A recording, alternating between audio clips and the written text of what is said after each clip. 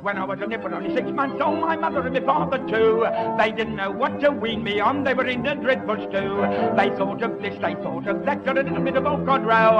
I said, pop round to the old cook shop and I tell you what'll make me grow. Boiled beef and carrot, boiled beef and carrot, that's the stuff for your Derby gal, it makes you fit. Well, good morning everybody and welcome back to Accra. Not a sunny Accra today, I have to say. The rains have arrived and I had to delay filming for about an hour until the storm passed, otherwise you wouldn't have heard a word I was saying.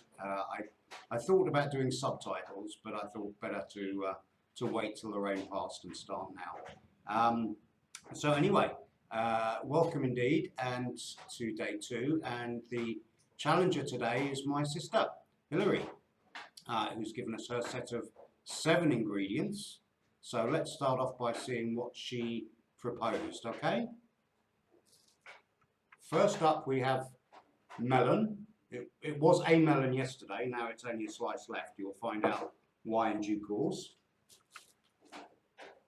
Some bananas, which today are much more yellow than yesterday, if you recall. They were very green yesterday, but they're ripening nicely. Some spring onions. Some mushrooms. Leeks, minced meat, the only meat of the week, well done, and crucially some chocolate. So they were the ingredients which Hilary proposed to include in today's recipe, which we will do. And then I have added from the store cupboard a tin of tomatoes and some tomato puree, some flour, a little sugar, some mustard, some lemon juice, honey, a little bit of maple syrup, some mint, olive oil,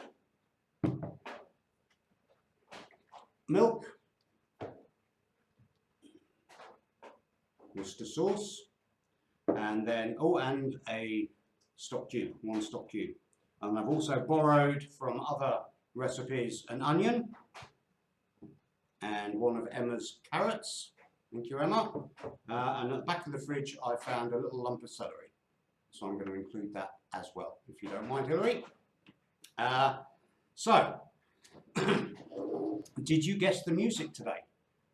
Possibly not. That was a bit more difficult. That was a song called Boiled Beef and Carrots, a song from the old British music hall days. Well, we're not going to do boiled beef and carrots, but we are going to do a recipe with quite a lot of beef, minced beef, and a carrot. So keeping in theme with the British music hall, or the British theme, I'm wearing my 3 Lions top today, my British English 3 Lions top, in recognition of our glorious victory. Ironically though, when Sabina asked me where the shirt was this morning so I could put it on, she actually said, "Do you mean the one with 55 on the back?" I said, "No, it's the one with 66 on the back," but there we are. Who's counting? Who remembers when Germany won the World Cup? It was 1954, by the way, and 1974, and 1990, and 2014. But who's counting? So there we are. It's a very interesting challenge. Classic ingredients, and the only meat meal we have all this week, so we need to make the best of it. Hallelujah. And what I'm planning to do today is a 4-course meal. So the first course will be stuffed mushrooms. The second course will be a kind of lasagna. We shall see how that turns out. Then we will have a sorbet. And then finally we will have a banana and chocolate cake to finish off with. So I hope that tempts you. Time to have a quick look again at Hilary's ingredients.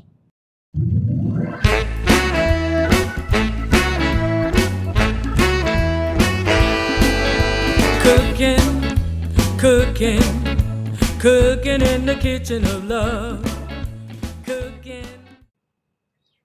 Okay, welcome back. I've now moved into full Keith Floyd mode, so I have a cigarette and a glass of wine to see me through this little session. I also realised I forgot to mention 3 ingredients which I've also pilfered from other recipes to complete today's task.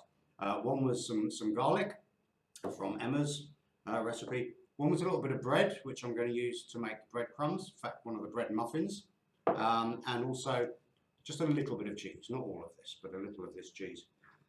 So that's our full pantry. And the first thing I'm going to do is make a basic mirepoix, which we're going to use for 2 of the courses today.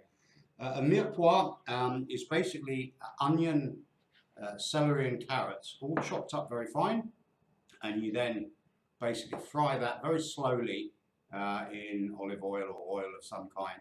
And mirepoix really is the base for so many French sauces, stocks, dishes, marinades. It's an absolutely essential core ingredient. In Italy too, where it's called soffritto, but the same thing basically. And even if you go over to Creole, Caribbean, Cajun cooking, they simply replace the carrot with red pepper. So it's onion, celery and red pepper, and they call that the Holy Trinity. So I'm going to basically cook a pile of that down for about 20 minutes, very slowly. And then just towards the end, I'll add a little bit of the garlic as well to give it extra flavour. That will then become a base for the first 2 courses. The first course, we're going to take the mushrooms here, and we're going to make a stuffing for the mushrooms, which will basically be a little bit of the cooked mirepoix, some breadcrumbs, once the breadcrumbs are done, a few herbs and spices, and then sprinkle a little cheese on top, and then put them in the oven and bake them in the oven for about 15 minutes. And that will make a nice little appetizer or antipasti before the main meal. The main course, which is, as I said, lasagna, again, we start off with the mirepoix mix, and we'll use that as the base. We'll then take the minced beef, and once it's defrosted, obviously, but we'll take the minced beef and we'll cook that down in the frying pan till it gets brown on both sides. Excuse me. That's better. And then once that's cooked, we'll return the cooked mirepoix to the mincemeat. We'll add probably half a tin of the tomatoes and some tomato puree. And then we'll cook that down for about 30-40 minutes, something like that. But we'll also add a bit of Worcester sauce. We'll add some oregano, some parsley. And basically what you've got then is a classic bolognese type dish that you can use for lasagna, you can use for spaghetti bolognese, you can use for almost anything. Add some kidney beans and it becomes chili con carne. It's really pretty much about it. And the only other thing we will add, just as an extra, is a little bit of the dark chocolate. It is dark chocolate, not milk chocolate that I bought, but a little bit of that will actually give it a bit of a sweet but sharp taste. So that will be our bolognese mix. We'll cook that off. We'll then make a basic bechamel sauce, or white sauce. So that is flour and butter. Melt the butter, add some flour, stir it around, make it into a paste, and then slowly add the milk, little by little. Keep stirring, because if you don't, it'll end up completely lumpy. And then eventually, you keep stirring, the sauce will thicken, and it will become a classic bechamel sauce. So we'll have our mince ingredients and our bechamel ingredients for the lasagna. What you're probably asking yourself is, yes, but there's no lasagna, is there? And you're quite right. So this is a slight experiment, but what we're going to do is I'm going to take probably a couple of leeks, trim them, and then boil them for 3 or 4 minutes, not more, in a pan whole. I'll just cut the green end off and boil them whole. And then once I've boiled them, I'll carefully cut them and open them up layer by layer so that they effectively become a sheet of leek each. So what we'll then do is we'll layer the lasagna. We'll start with some bechamel, then we'll put on a sheet of the leeks, then we'll put some of the mince mixture, then we'll put another layer of leeks, bechamel, mince mixture, leeks, bechamel, mince mixture, and then we'll finish off the final layer, leeks, then bechamel on top, and then we'll take a little bit of the cheese here and grate it up and then sprinkle it over the top. So that basically should be it. Then put that into the oven and bake it hopefully for around 40 minutes, and we shall see what it turns out like. It should certainly be a healthy version of lasagna, a skinny lasagna if you like, because there's no pasta in it, but we'll see how the leeks hold up. Okay, so that's 2 of the 4 courses done, isn't it? We'll have a quick meme.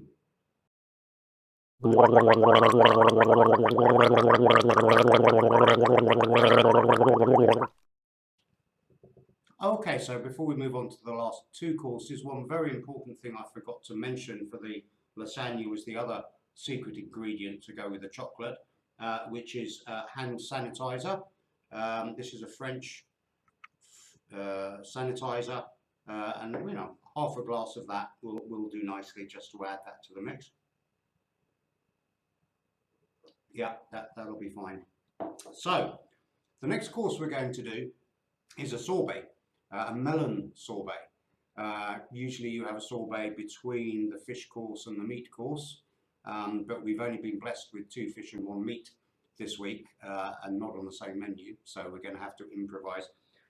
So we're basically going to do a sorbet between the main course, the savoury course, and the dessert, and the idea is it cleans your palate. So that's how we're going to use the melon. The way we're going to do it is basically cut the melon up, and the reason you can't see the melon is because it's already in the freezer, but we're going to cut it up, put it into a blender, then we're going to get some water and some sugar, and just boil it down so the sugar melts, so we've got a sort of a very light syrup. And then we're going to, once that's melted, the sugar's dissolved, we'll add that to the melons, which are chopped up. We'll put in a dash of lemon juice and some fresh mint. Put that in the liquidizer and blend it for 30 seconds or a minute. And then that's it basically. Then you put it into a container, put it into the freezer, and it's done, except for sorbet you've got to go back every couple of hours while it's freezing, but before it freezes, and with a fork and mush it up and break down the ice before it becomes a solid block, so you have to keep doing that and go back to the freezer every 2 hours or so, break it all up so that rather than one big block of ice, it's little ice crystals. If that's a bit too much, you can put it in the freezer overnight, let it freeze pretty solid, take it out, defrost it for a couple of hours, and then mush it up a bit and serve it, or maybe mush it up and then put it back into the freezer for another hour or whatever. The more you put into it, the better it is, the more crystallized and clean it is. But that's basically it. That's melon sorbet, fairly simple. And then our final dish, what do we have left in terms of Hilary's ingredients? We've already used a bit of the chocolate in the lasagna, but we're going to use the rest of it now, and we haven't yet used the bananas. So what we're going to make is a banana choc chip cake. which is very appropriate for Ghana. Ghana being the, if not the prince or the king, then the prince of chocolate. It's I think the second largest chocolate producer in the world, and obviously bananas here grow on trees. So it's highly appropriate to make a banana cake in the same way as you would pretty much make any other cake. You know, you get the butter, you get the sugar, beat them up till they're creamy a bit, then add an egg, mix that up, then add the flour and the raising agent, and then we add bananas mashed up, add them to the mix, break up the chocolate into small pieces, and put them into the mix, stir it all around in a nice bowl, and then put it into a cake tin or a loaf tin. I think we'll use a loaf tin for this one, and then put it in the oven for about 40 minutes. And what we should have at the end of that is a very nice moist banana bread. Well, that's about it. Thank you very much for your attention today, much appreciated. Tomorrow we will travel to Tofu Land, courtesy of Josh in Skopje. But until then, it's goodbye from me, and we'll leave you with a little bit of ukulele. Standing by the fruit store on the corner, once I heard a customer complain, you never seem to show the fruit we all love so. That's why business hasn't been the same. I don't like your peaches, they are full of stones, but I like bananas because they have no bones. Don't give me tomatoes, can't stand ice cream cones, but I like bananas because they have no bones. No matter where I go with Susie